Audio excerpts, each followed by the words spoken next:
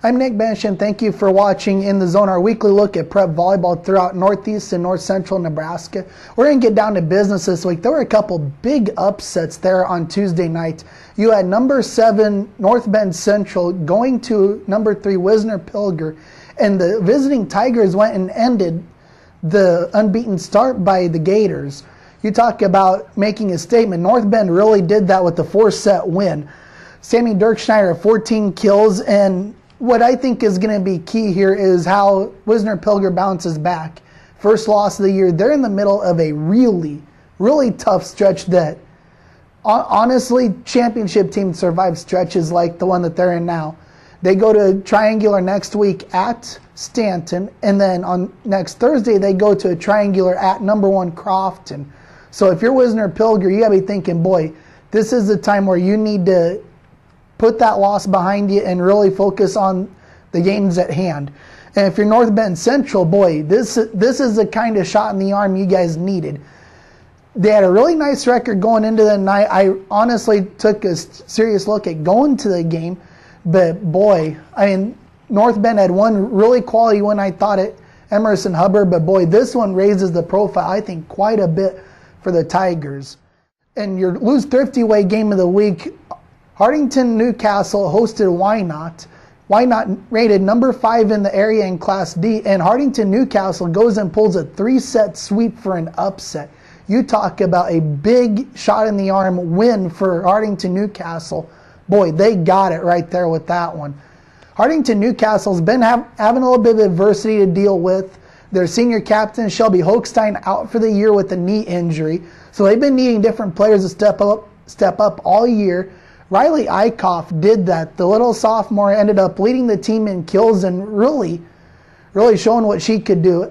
Coming up with a lot of big plays in stretches where the Wildcats really needed them. Taking a quick look at the ratings update. Class C, not a whole lot of change. I put Elgin Public Pope John in and Hartington Newcastle out. Granted, this was before the Wildcats went and beat Wynot. But Elgin Public Pope John really did a couple nice things. They beat a couple teams with only 1 loss on the season at a tournament in Howells. And then they go ahead and beat the host Jaguars to boot. So Elgin Public Pope John really looking like a team that you want to keep an eye on in the Niobrara Valley Conference. Over in Class D, Emerson Hubbard still has only 1 loss to North Bend Central. They're still number 3, looking really like one of the stronger teams in Class D. And Owls Dodge, they've been kind of a funk lately. They have 1 starter out due to an illness, another one out to an injury. And when you're missing a couple of key players like that, it can really screw with the chemistry of the team. And I think that's what it's done with the Jaguars. They're still a tough team. They started the year 5-0. They're probably still going to stay rated. But the top 2 teams in that in Class D, St. Mary's and Stewart. To me, that's what Class D is going to come down to.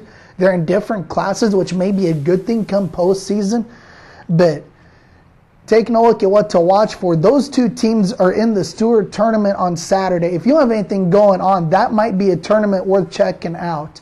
I would imagine that St. Mary's and Stewart will make the championship game of that 4-team tournament over in Stewart. That's going to be some high-quality volleyball right there. Either one of those teams could win that tournament. On Tuesday, I mentioned earlier the Stanton Triangular with Wisner Pilger. If you don't have anything going on, that's going to be some great volleyball. Stanton is, I believe, already 10-0 on the season. Wisner Pilger, I mentioned earlier, first loss. They're going to be licking their chops to get after it. They're still a very solid team nonetheless. And on Thursday, you have the Crofton Triangular also with Wisner Pilger. Right there again, 2 high-quality teams, 2 top 3 teams again with number 1 Crofton and number 3 Wisner Pilger. And the other thing on Thursday, we haven't talked about it much this week, but Norfolk High, they finally get a home game. Norfolk High opens the home portion of their schedule on Thursday night. They have a triangular with, I believe, Lincoln Southeast and Columbus. If you're living in the city, you might want to go check out Norfolk High. Very quality Class A volleyball. I know the Panthers are struggling a little bit, 3-5 on the year, but they're they've also played a very tough schedule, indicative of a lot of teams in Class A. Norfolk High is still a team to watch in the area. Like I said, a lot of good teams. It's going to be another crazy week, I think, in volleyball. Look for maybe a couple more upsets this week. It's very possible. Once again, I'm Nick Benish, and thank you for watching In the Zone.